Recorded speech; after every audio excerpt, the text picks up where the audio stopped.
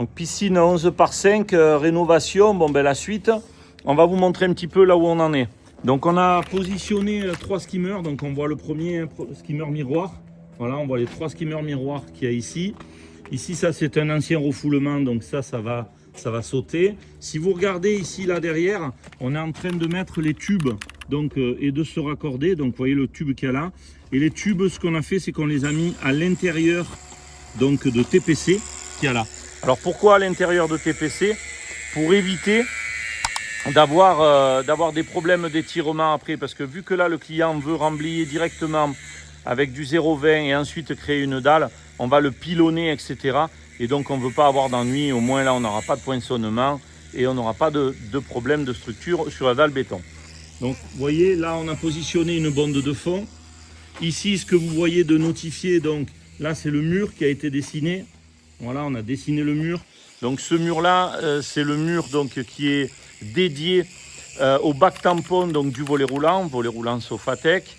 Ensuite, on a tracé les marches. Vous voyez là, hein, marche 1, marche 2. Donc il y aura 2 marches, plus une grande banquette qui fera 1 mètre.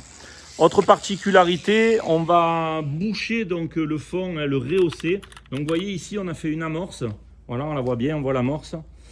Cette amorce, elle va nous servir à arrêter le béton. Voilà, on va percer, tout à l'heure je vous montrerai, on agrandira un petit peu cette vidéo. On va percer, mettre le gravier au fond, le treillis soudé, le polyane, etc. Et là, donc, on veut que le béton s'arrête à 0 pour pas qu'il y ait de micro-fissures. Donc, on a fait le disquage que vous voyez ici. On voit là donc les refoulements, un refoulement qui est dans le bac tampon, ici un éclairage, et les 3 refoulements qu'il y a là-bas. Celui qui est en place, le 4e, on va le faire sauter, c'est l'ancien, et celui-ci aussi, et celui-ci aussi. On va aller là, il y a une petite particularité, je dirais même c'est une très grosse particularité, c'est que ici, si vous regardez bien, vous voyez que les anciens qui ont fait cette piscine, ils n'ont pas mis du PVC. Vous voyez, ça c'est du PVC, le gris, et ils ont mis du tube PEHD. Donc le tube PEHD, c'est le tube qu'on emploie aujourd'hui pour amener de l'eau d'un point A à un point B dans vos maisons. Donc là, il est en diamètre 50. C'est une particularité. Donc là, il faut faire une réparation parce qu'on rehausse la piscine adaptée. Donc adaptée avec ça, voilà, on prend un raccord plaçon que vous voyez ici. Donc avec ici un 2 pouces femelle et on vient y mettre notre raccord qu'il y a ici. Donc je vous le mets là. Et ensuite, on va pouvoir coller notre bonde de fond dessus. Donc, c'est important. Là, il faut vraiment bien réussir ça. C'est beaucoup plus complexe que ce qu'on réalise d'habitude. Alors, ça se fait bien hein, quand on le fait.